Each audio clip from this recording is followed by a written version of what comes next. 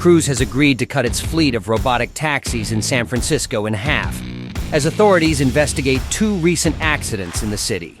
The California Department of Motor Vehicles, DMV, asked the company to reduce its fleet after a Cruise robot car collided with an ambulance. Cruise has agreed to a 50% reduction and will have no more than 50 driverless vehicles in operation during the day and 150 driverless vehicles in operation at night, the DMV said.